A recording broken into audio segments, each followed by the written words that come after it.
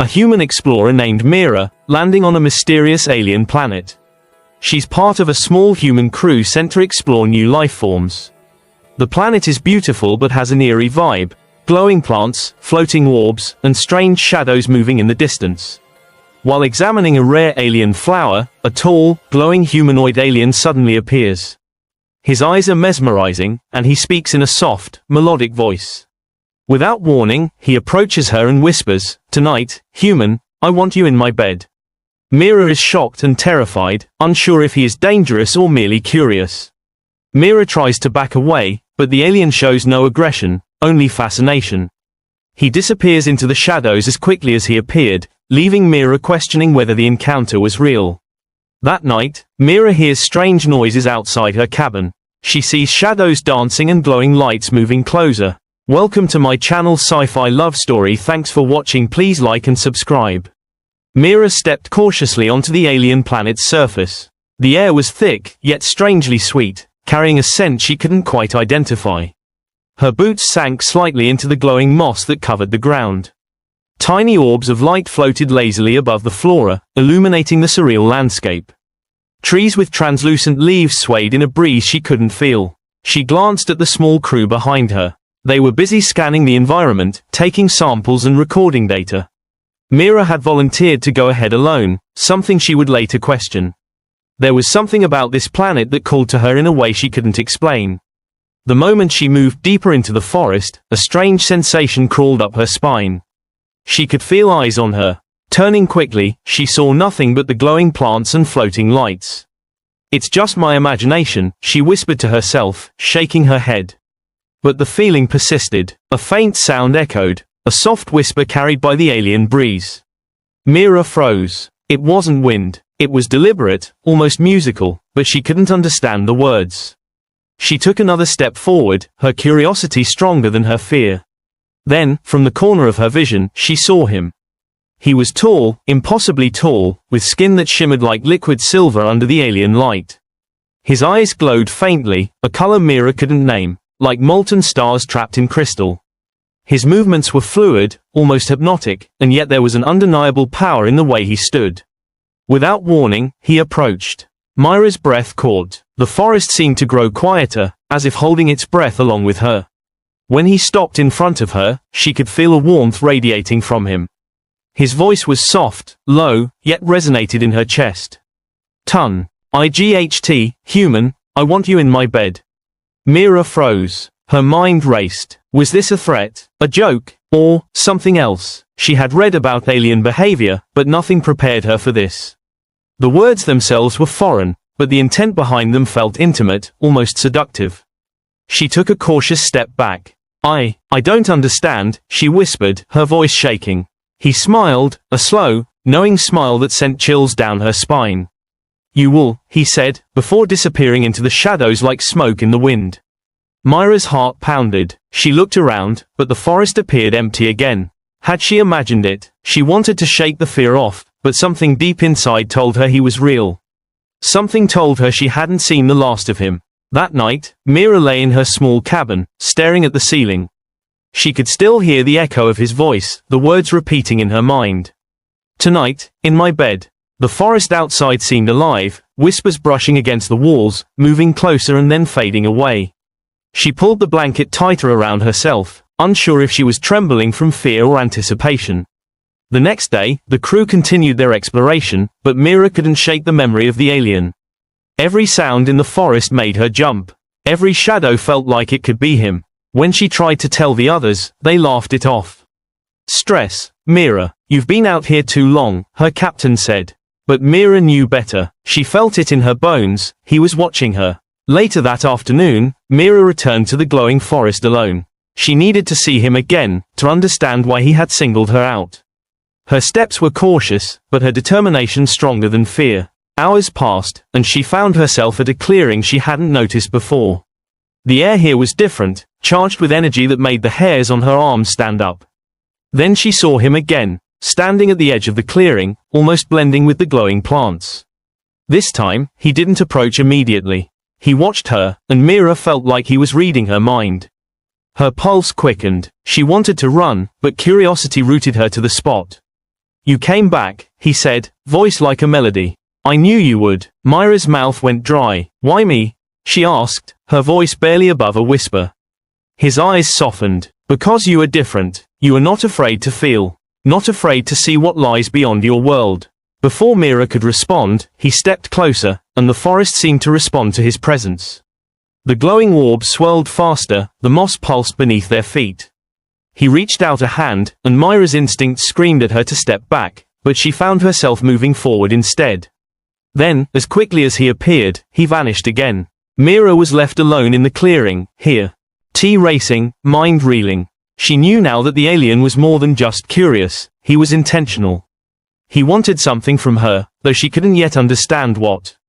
That night, the noises outside her cabin grew louder. Whispers floated through the walls, soft and melodic. Shadows moved just beyond the window.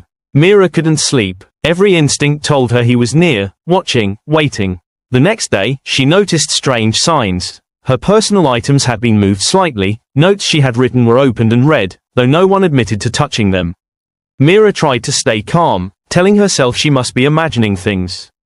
But deep down, she knew she wasn't. By the third night, she decided she had to confront the mystery. If she wanted to survive, or at least understand, she had to face him directly. She left her cabin under the cover of darkness, venturing into the alien forest alone. The forest was alive in ways she hadn't imagined. Glowing vines shifted as if sensing her presence. Strange creatures with translucent bodies observed her from the shadows. The whispers followed her, guiding her deeper into the glowing trees.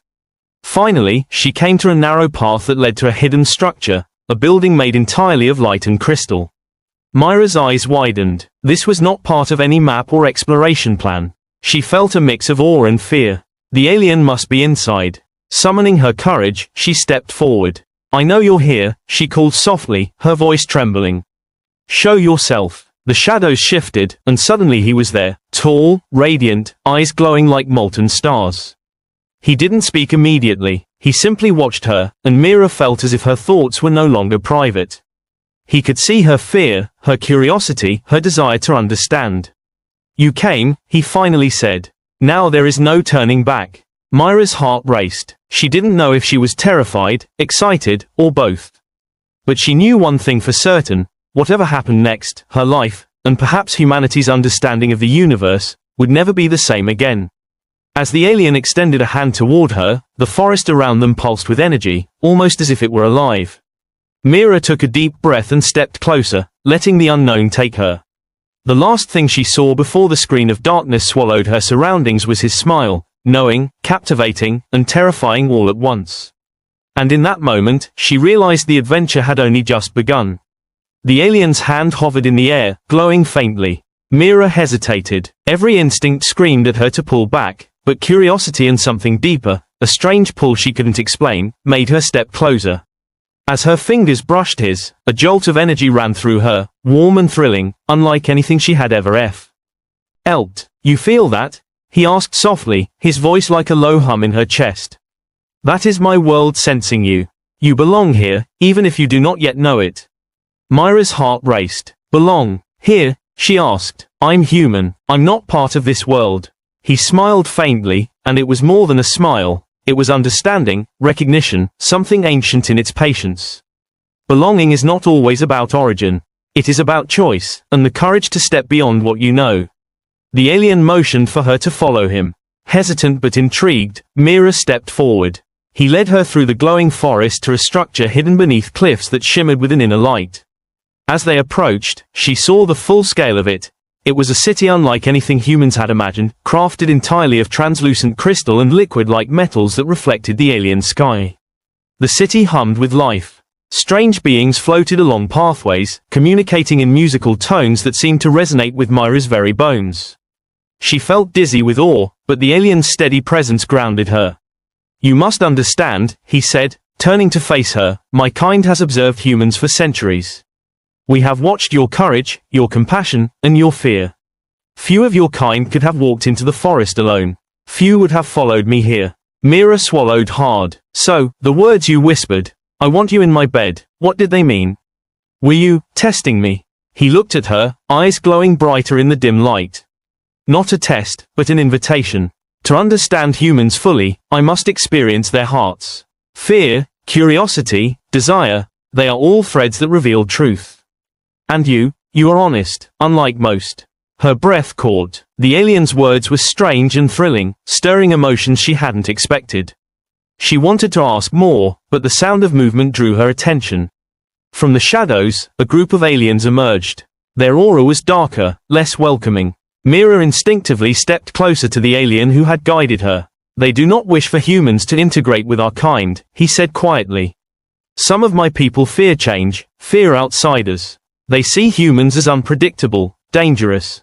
The tension was palpable. Mira felt her pulse quicken. She could see the fear in his glowing eyes, not fear of her, but fear for her. She realized in that instant that he was willing to protect her, even if it meant confronting his own kind. Why me? She whispered, almost to herself. Because you chose to follow curiosity, not fear, he replied. Because you see me as I am, not as I am feared to be. The darker aliens advanced, their forms sharp, edges like broken crystal. The guide alien stepped in front of Mira. Leave, human, he said softly, and nothing will happen to you. But if why? Oh, you stay, you must trust me completely. Mira's mind raced. She could run back to her crew, return to safety, or step fully into the unknown. But a part of her, something primal, something she couldn't explain, urged her to stay. I trust you, she said finally, voice steady despite the fear twisting in her chest. The guide alien nodded, a flicker of relief in his gaze. The darker beings hesitated, then vanished into the shadows, murmuring in tones she couldn't understand. Mira realized that danger wasn't gone, it was just waiting, but for now, she was safe. He extended his hand again, and this time, she took it willingly. He led her deeper into the city, past floating gardens and streams of luminescent liquid that seemed alive. Mira marveled at everything. The way the architecture flowed as if it were breathing, the beings moving in harmony with the city itself. You must see more, he said, guiding her to a high terrace overlooking the alien landscape. The sky was filled with multiple moons and stars she had never seen. This is our world, and soon, it could be yours as well. Mira turned to him. Why me? Why risk so much for a human? He studied her, eyes softening. Because your kind has something my people have long forgotten. Courage born of heart, not power. Compassion born of choice, not instinct. And, perhaps, because you have awakened something in me that I thought was lost. For a moment, the air between them felt electric. Mira realized he wasn't just beautiful or powerful, he was lonely. The centuries of observing, of hiding, of fearing change had left him isolated, and somehow, she had crossed that invisible barrier. You're different, she whispered, realizing the truth in his words. You could have anyone, anything. He smiled faintly. Perhaps. But I do not desire anyone like I desire understanding, connection, and perhaps something more. Something only a human heart can offer. Mira felt a warmth spreading through her chest. It was exhilarating, terrifying, and intoxicating all at once. She wanted to ask more, to explore the feelings stirring inside her, but before she could speak, alarms echoed through the city. The darker aliens were returning. This time, they were more organized, more aggressive. Mira grabbed the guide alien's arm instinctively. They will not stop until they drive you away, or destroy you, he said, eyes flashing with intensity. We must move quickly. He led her through secret passages, twisting tunnels of light and crystal. Mira felt the city's energy shifting around them, almost as if it were alive, guiding them, hiding them. They emerged into a cavern filled with glowing plants that reacted to their presence. Mira's heart pounded with both fear and awe. You have a choice, he said quietly, once they reached a secluded chamber. Return to your world with your crew. Forget what you have seen. Or, stay, and learn what it means to be part of something greater. Mira looked at him, at the city, at the strange glowing world around them. Her mind flashed with memories of her home, her family, her human life, but also with the thrill of this discovery, the pull of connection she had never imagined. I stay, she said finally, voice firm. A slow smile spread across his face, and he reached out to brush a lock of hair from her face. Then we begin. Over the next hours, Mira learned things she couldn't have imagined. The alien taught her about their ability to perceive emotions, to communicate through thought and feeling, and to manipulate energy in ways that seemed like magic. Mira found herself growing not only fascinated but inspired. She began to see possibilities for humanity she had never dreamed of, alliances, discoveries, even new ways of understanding life itself. At the same time, she noticed the alien's fascination with her. He asked questions about human life, human emotions, human fears and desires. Mira found herself laughing, explaining, sharing parts of her life she hadn't told anyone. The connection was undeniable, but the danger was never far. The faction of darker aliens had not given up. Mira could hear the faint echo of their whispers, feel the tension rising like a storm on the horizon. She knew this was just the beginning. As dawn approached, Mira and the guide alien stood on a balcony overlooking the alien city. The sky was painted with colors she had never seen, moons reflecting on the flowing streams below. He took her hand in his, eyes searching hers. "Whatever comes," he said softly, "we face it together. This world, your heart, and mine, they are now bound."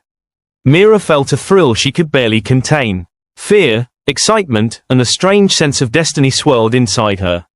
She had crossed into an alien world, faced dangers she could not have imagined, and yet, she had found something extraordinary. And as they stood together, hand in hand, she knew one thing: her life, and perhaps the fate of humanity, had changed forever. The adventure was only beginning.